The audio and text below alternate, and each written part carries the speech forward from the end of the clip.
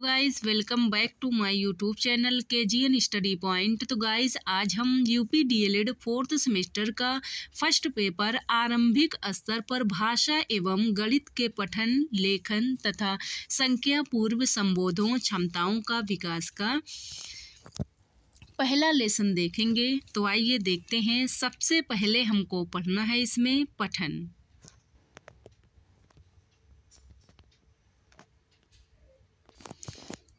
तो इसका पहला क्वेश्चन होगा, आरंभिक स्तर पर पठन की क्या उपयोगिता है या पठन से आप क्या समझते हैं, इसके महत्व पर प्रकाश डालिए। तो आइए देखते हैं पठन से आशय। पठन मतलब पढ़ना। तो किसी वाक्य या शब्द को अर्थबोध व भाव को ग्रहण करते हुए पढ़ना, अर्थात अक्षरों शब्दों से जुड़ी ध्वनियाँ निकालने के साथ साथ लिखित वस्तु का अर्थ भी समझना।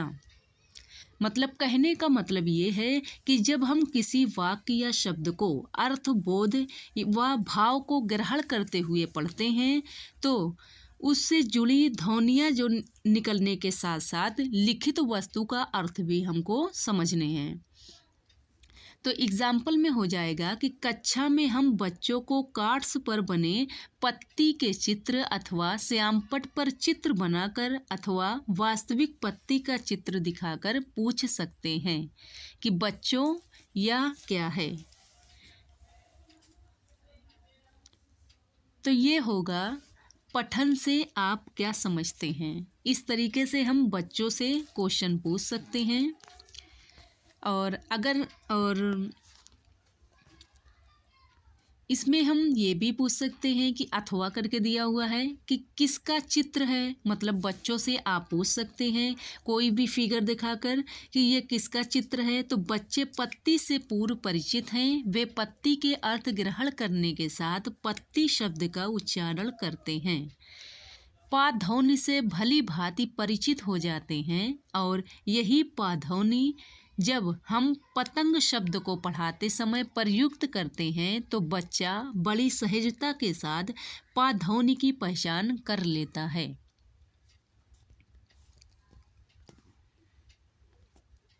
और देखिए इस संदर्भ में श्री रमन बिहारी लाल ने कहा है कि शब्दों के उच्चारण मात्र को वाचन या पठन नहीं कह सकते, क्योंकि उच्चारण के साथ उसके अर्थ या भाव समझना भी आवश्यक होता है।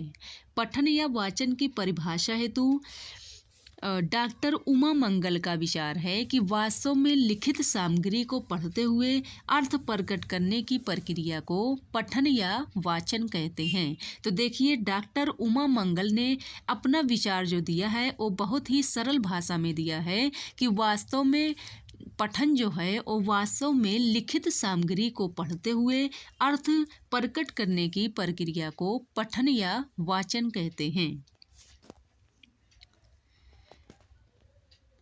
और नेक्स्ट में डॉक्टर रघुनाथ सफाया का क्या पठन के बारे में इनका क्या विचार है। तो देखते हैं कि डॉक्टर रघुनाथ सफाया ने भी पठन का अर्थ स्पष्ट किया है। उनका मानना है कि पूर्ववत ध्वनि के प्रत्येक लिपिबद्ध शब्दों को पढ़कर अर्थ ग्रहण प्रक्रिया को वाचन कहते हैं। अब देखते हैं पठन का महत्व।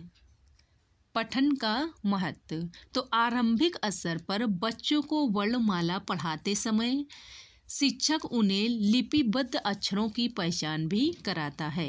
वर्णमाला मतलब कि छोटा आ से ज्ञा तक जो आप एक समूह बनाकर सीक्वेंस से बच्चों को पढ़ाएंगे तो उसे ही एक क्रमबद्ध तरीके से पढ़ाएंगे तो उसे ही वर्णमाला कहते हैं।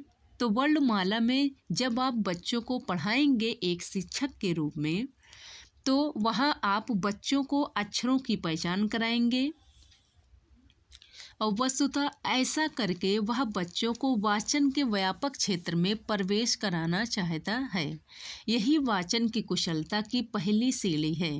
मतलब कहने का मतलब ये है कि आरंभिक स्तर पर बच्चों को वर्णमाला पढ़ाते समय सबसे पहले हमें वर्णमाला में अक्षरों का ज्ञान ही बच्चों को पहली सीढ़ी की उस पर पढ़ाना है। मान करके सबसे पहली सीढ़ी जो वाचन की कुशलता की होगी वो होगी वर्णमाला के अक्षरों की पहचान करना। जिस व्यक्ति को पढ़ना नहीं आता वह चाहे जितना भी ज्ञानी हो परंतु अनपढ़ ही कहलाएगा। जीवन के हर क्षेत्र में वाचन की आवश्यकता पड़ती है, इसके बिना हमारी शिक्षा अधूरी है। वाचन अथवा पठन के महत्व को निम्नलिखित तथ्यों के द्वारा अधिक स्पष्ट किया जा सकता है। तो देखिए, पठन का महत्व हम हेडिंग में देख लेते हैं।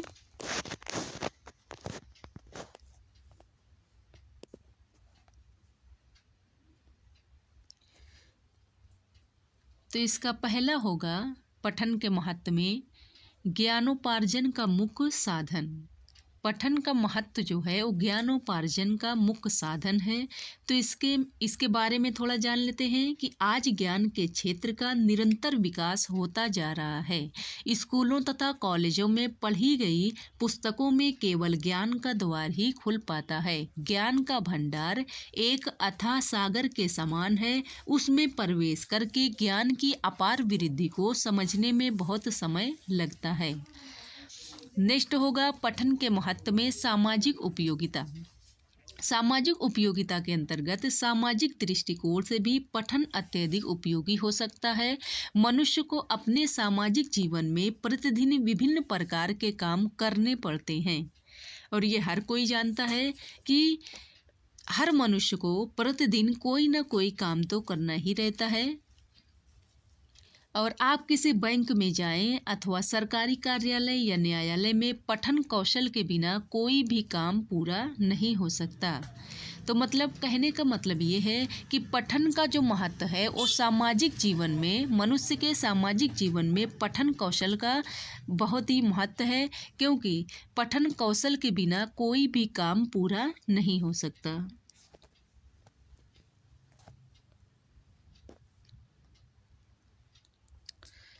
नेक्स्ट है समाचारों को जानने के लिए सहायक। पठन का महत्व समाचारों को जानने के लिए सहायक भी है, क्योंकि आज के युग में पत्रकारिता का निरंतर विकास होता जा रहा है। समाचार पत्र पत्रिकाएं सभी भाषाओं में अधिक संख्या में प्रकाशित हो रही हैं। ये आप लोग भी जानते हैं कि न्यूज़पेपर जो है कई भाषाओं में आते हैं। व्यक्ति प्रायः उठते ही सबसे पहले चाय के प्याले के साथ समाचार पत्र को पढ़ना चाहता है।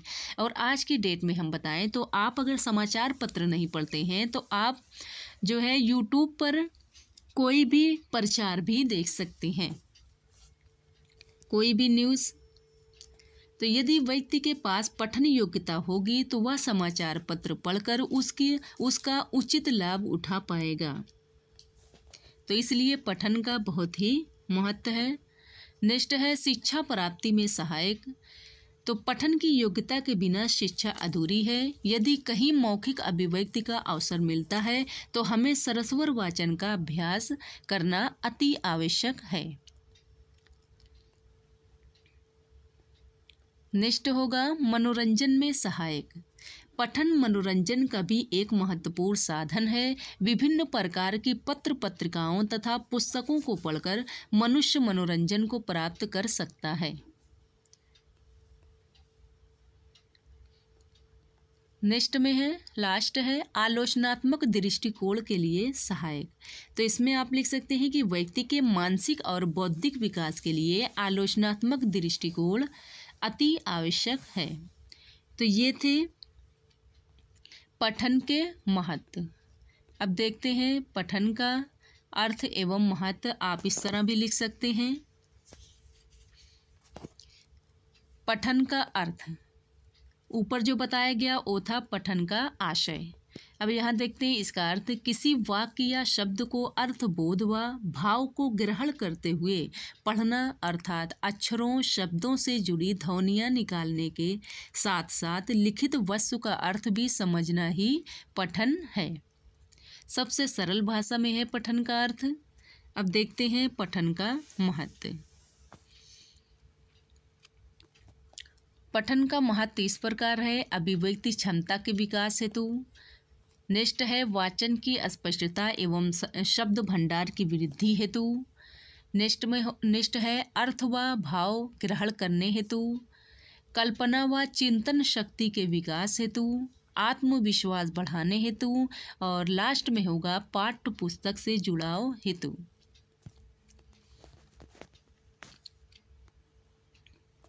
और श्रीधर नाथ मुखर्जी लिखते हैं कि पठन एक कला है।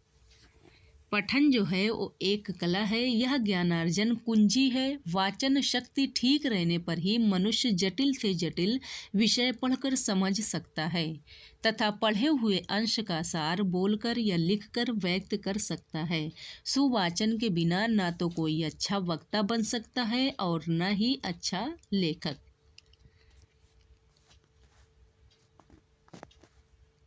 और प्लीज़ अगर हमारे चैनल को सब्सक्राइब नहीं किए हैं तो चैनल को सब्सक्राइब कीजिए, लाइक कीजिए, शेयर कीजिए। तो मिलते हैं आप सभी से नेक्स्ट वीडियो में। धन्यवाद।